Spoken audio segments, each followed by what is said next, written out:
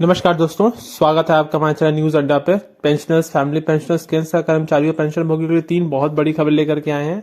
उससे पहले अगर चैनल पर पहली बार चैनल को लाइक, शेयर, सब्सक्राइब कीजिएगा। वीडियो को अंत तक देखिएगा, बहुत इंपॉर्टेंट न्यूज है सभी कर्मचारियों, पेंशन भोगियों के लिए। उनके 8वें वेतन आयोग, उनके DADR को लेकर के, उनके फिक्स मेडिकल अलाउंस और 18 महीने के बकाया ईयर को लेकर के। तो बिना देरी के वीडियो में आगे बढ़ते हैं। चैनल को लाइक, शेयर, सब्सक्राइब करते हुए आगे बढ़िएगा। इससे हमारा हौसला बढ़ता है, आगे भी वीडियोस लगातार आने में हमें सपोर्ट मिलता है दोस्तों। चलिए आगे बढ़ते हैं मीडिया किसी देरी के। दोस्तों पहली खबर जो आ रही है वो आ रही है केंद्र कर्मचारियों पेंशन भोगियों के लिए।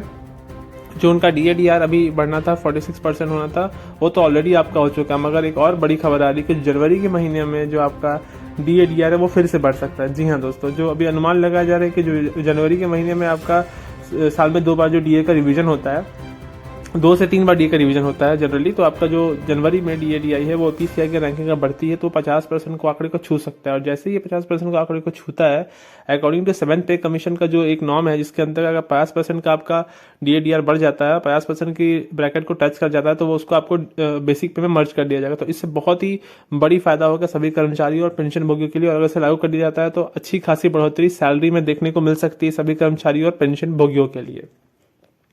दूसरी खबर दोस्तों जो आ रही है वो आ रही है आपका सुप्रीम कोर्ट के एक महत्वपूर्ण फैसले से लेकर के। जी हाँ दोस्तों, माननीय सुप्रीम कोर्ट का एक फैसला आया जिसमें एक केस का रेफरेंस देते हुए सुप्रीम कोर्ट ने कमेंट किया है कि सभी कर्मचारियों का और पेंशन भोगियों का, जिनका पेंशन बन जाता है, जो कर्मचारी पेंशन भोगी हो जाते हैं अर्थात जिनकी रिटायरमेंट पूरी हो जाती है, उनको जो पेंशन मिलता है ये उन पर एहसान नहीं है। ये उनका मानवीय, जो उनको ह्यूमैनिटेरियन बेसिस पे उनको मिलना चाहिए सपोर्ट, उसका एक अंग है। अर्थात ये उनकी सम्मानजनक राशि है। इससे ना रोका जा सकता है और ना इसे छेड़छाड़ किया जा सकता है। अर्थात इसे कोई भी तरीके से छेड़छाड़ नहीं की जा सकती। एक सुप्रीम कोर्ट का बड़ा फैसला आया है। एक केस के संदर्भ में सुप्रीम कोर्ट ने फैसला सुनाते हुए बताया है कि किसी भी पेंशन भोगी को उसके पेंशन की जो राशि है, वो सम्मान की राशि है, उससे छेड़छाड़ या फिर रोक नहीं लगाई जा सकती है।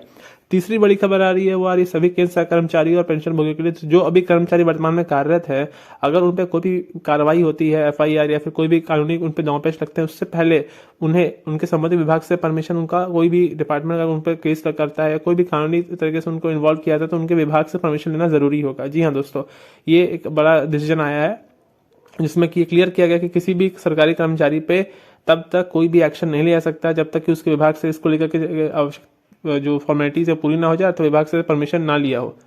एक और बड़ी खबर आई दोस्तों, एक केस के रेफरेंस में सुप्रीम कोर्ट ने ये भी एक जजमेंट दिया है जिसमें कि किसी भी कर्मचारी या पेंशन भोगी का जो उनका पेंशन है उसको रोकना भी गैर कानूनी है, ये कहते हुए कि उनके ऊपर कोई विभागीय कार्रवाई चल रही है। अगर उन पर कार्रवाई चल रही है और इस पर कोई स्पेशल डिसीजन आवे तो उसको रोक सकते हैं, वरना कार्रवाई चलने के नाम पर पेंशन रोकना भी गलत है।